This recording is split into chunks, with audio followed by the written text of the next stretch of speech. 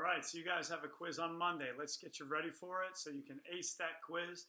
First thing you need to know is about the three colony regions and how they're different from each other. Starting with New England, up in New England, it's really, really cold.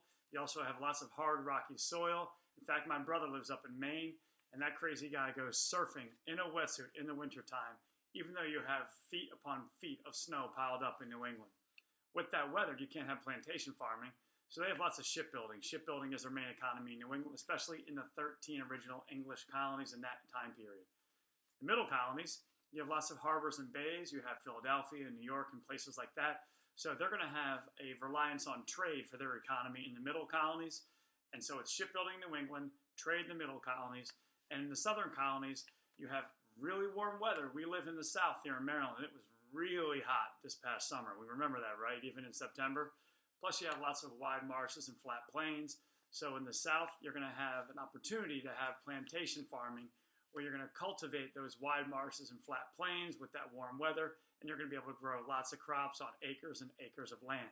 But those acres and acres of land, they have to be tilled, and the soil has to be cultivated so that you're going to have people cutting and harvesting, and that work is going to be done by slaves. The slave labor force is going to be imported from Africa for the southern plantation owners to have slaves working on their plantations. So that's going to be a feature of the southern colonies you're going to have to know. You're also going to have to know the economies of both the southern colonies, the middle colonies, and New England. Now let's move on. If you're imagining the 13 original colonies and the kind of map that you just pictured in your head, let's step back and let's have a bird's eye view.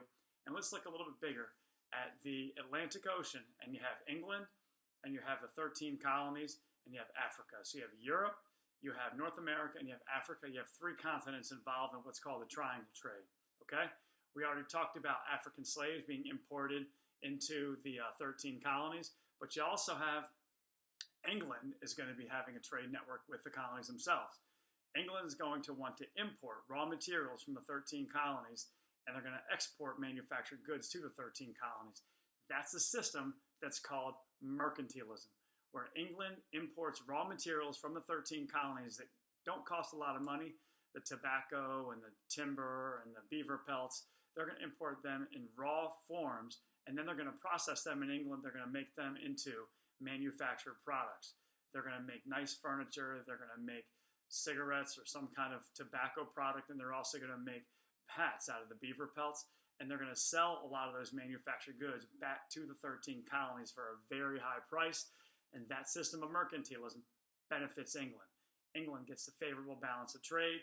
They get the best of that mercantile system because they're the mother country, and the 13 colonies are subservient below England in terms of status, okay?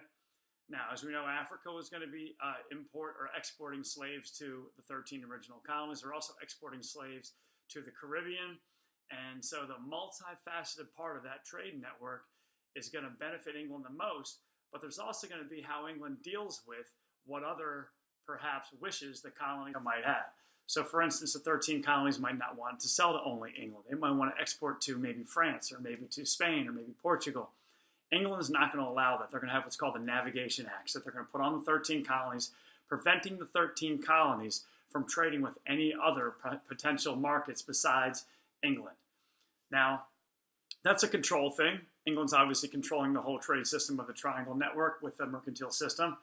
But England has another kind of unwritten policy where they're going to allow the colonies to smuggle and to export to other countries, even though England has a Navigation Act, because England figures it's difficult to control all the different types of trade networks that might be out there. It's hard to patrol the Atlantic Ocean and make sure that they monitor all the potential trade that the colonies might be doing with other countries. So rather than actually policing the Navigation Act, England kind of turns a blind eye and lets the colonies trade with whoever they want to trade with, as long as they're still exporting raw materials to England and buying manufactured goods from England. So that kind of unwritten policy that England has of allowing the colonies to trade with maybe whoever they want to is a sort of a term for that. It's called salutary neglect. Salutary neglect. And it was said in a speech called The Conciliation of America by a man named Sir Edmund Burke when he was speaking in Parliament.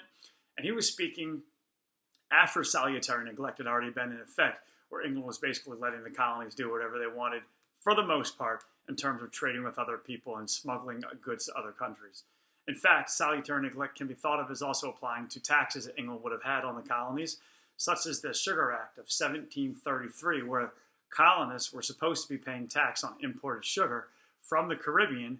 That sugar was cultivated and it was grown by slaves. Remember how I said the slaves were exported from Africa to the 13 colonies? Well, they're also exported to the Caribbean. There was a huge slave network where slaves were being imported from Africa to the Caribbean. They were working on sugar plantations, and that sugar and molasses that was exported to the 13 colonies all the way throughout the 1700s was supposed to be taxed by England, but England didn't always enforce those taxes. So the lack of enforcement of the taxes, such as the Sugar Act, the lack of enforcement of the Navigation Acts that England kind of had on the colonies, that whole sort of turning a blind eye to when the colonists weren't following the British laws, that's called salutary neglect. And that was going on even as mercantilism was going on, and England was benefiting from the favorable balance of trade with the 13 colonies. You need to know those two words, mercantilism. Now, England controlled the trade networks with having imports of raw materials and exports of manufactured goods to the market of the 13 colonies.